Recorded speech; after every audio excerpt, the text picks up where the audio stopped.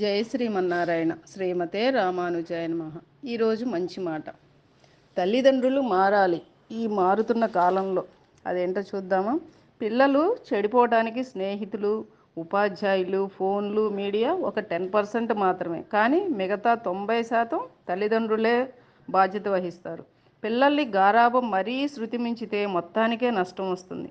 పిల్లల పట్ల మనం పాటిస్తున్న అజ్ఞానం, మూఢనమ్మకాలు, స్వార్థం, అతి ప్రేమ వారిని చాలా బద్ధకస్తులను చేస్తుంది.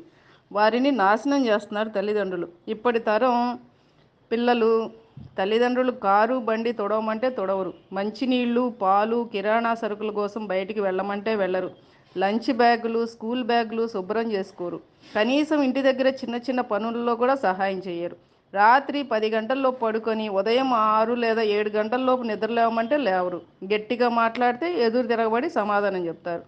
తిడితే వస్తువులను విసిరి కొడతారు. ఎప్పుడైనా దాచుకోమని డబ్బులు ఇస్తే మనకు తెలియకుండా ఐస్ క్రీములు, కూల్ డ్రింకులు, నూడిల్స్ ప్యాకెట్లు, ఫ్రెండ్స్కి పార్టీలు, ఫ్రెండ్స్ కోసం గిఫ్ట్లు ఇలా కొంటూ పాడు చేస్తున్నారు డబ్బుల్ని. ఆడపిల్లలైతే తిన్న కంచం కూడా గడగట్లేదు. ఇల్లు ఊడ్చమంటే కోపాలు వస్తున్నాయి. అతిథులు వస్తే కనీసం ఒక గ్లాసు మంచినీళ్ళు ఇవ్వాలన్న ఆలోచన కూడా ఉండట్లేదు ఇప్పుడు ఆడపిల్లలకి. 20 సంవత్సరాలు దాటిన చాలామంది ఆడపిల్లలకు వంట చేయడం కూడా రాదు. బట్టలు పద్ధతిగా ఉండాలంటే ఎక్కడ లేని కోపం వీరికి ఆడపిల్లలకి. కల్చరు, ట్రెండు, టెక్నాలజీ పేరిట వింత పోకడలు పోతున్నారు. మనమే పిల్లల చేత అవన్నీ చేయించడం లేదు. కానీ కారణం మనమే. ఎందుకంటే మనకు అహం, పరువు, ప్రతిష్ట అడ్డం వస్తున్నాయి. చూసేవాళ్లకు మనం మంచి హోదాలో ఉండాలి, రిచ్ లుక్, స్టేటస్ మెయింటైన్ చేయాలనే భ్రమలో ఉన్నాం. గారాబంతో పెరిగిన వారు మధ్యలో మారమంటే మారడం అస్సలు జరగదు.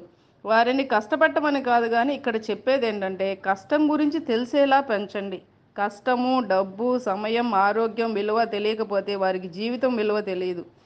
ప్రేమతో గారాబంగా మనం చేస్తున్న తప్పుల వల్లే కొందరు 15 ఏళ్లకే సిగరెట్లు, మందు, దొంగతనాలు, డ్రగ్స్ ఇలా చేస్తున్నారు. మరి కొంతమంది సోమరిపోతుల్లా తయారవుతున్నారు. అభినయాలు కనబడటం లేదు, అణువుకుగా ఉండటం రాదు, సంస్కృతి సాంప్రదాయాలు పట్టించుకోవడం లేదు. ఇలాగే ఉంటే కొంతకాలానికి తల్లిదండ్రులను గౌరవించే పద్ధతి కూడా పోయి అలా ఉంటున్నారు అన్నమాట. భార్యకు వంట వండటం సరిగ్గా రాదని ఈ రోజుల్లో పిల్లలు బిర్యానీలు, కర్రీ పాయింట్ల వెంట తిరుగుతూ చిన్న వయసులోనే గ్యాస్ట్రిక్, అల్సరు, కిడ్నీ స్టోన్స్ బారిన పడుతున్నారు. ఇంకొక ఫ్యాషన్ ఏంటంటే పెరుగు, మజ్జిగ తీసుకుంటే వాంతులు చేసుకోవటం. కొన్ని ఆహార పదార్థాలు ఎంత ఆరోగ్యకరమైనా కూడా వాళ్ళకి అనవసరం. కాలేజీ పిల్లలైతే సరిగ్గా ఒక పిడికిలు పట్టేంత టిఫిను, లంచ్, చిన్న బాక్స్ రైసు. చాలామంది ఫ్రూట్స్ అసలు తినరు. గర్భవతులైన తర్వాత వారి బాధలు వర్ణనాతీతం. టోటల్ మెడిసిన్ మీద డిపెండ్ అవ్వటం. 100లో 90% సిజేరియన్ ద్వారా పిల్లల్ని కంటాం.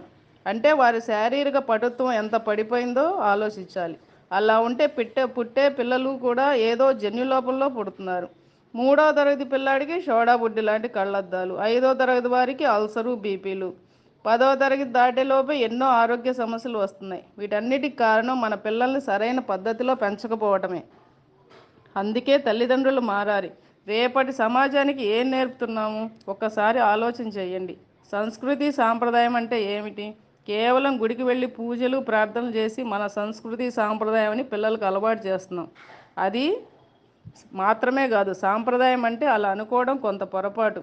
పిల్లలకి బాధ్యత, మర్యాద, గౌరవం, కష్టం, నష్టం, ఓర్పు, సహనం, దాతృత్వం, ప్రేమ, అనురాగం, సహాయం, సహకారం, నాయకత్వం, మానసిక దృఢత్వం, కుటుంబ బంధాలు, అనుబంధాలు, దైవభక్తి, దేశభక్తి, ఈ భావనలు, సాంప్రదాయాలు అంటే కొంచెం కష్టమైనా సరే అవి తప్పక చిన్న వయసులోనే పిల్లలకు అలవాటు చేయాలి. మంది కోసం బ్రతకద్దు, మన ఆరోగ్యం, ఆనందం కోసం న్యాయంగా బ్రతుకుదాం. ఇవన్నీ అలవాటైతే ఆరోగ్యం, మానసిక పరిస్థితి, సామాజిక స్పృహ, ఉత్తమ జీవన విధానం వారికి అందించిన వారం అవుతాము. జై శ్రీమన్నారాయణ.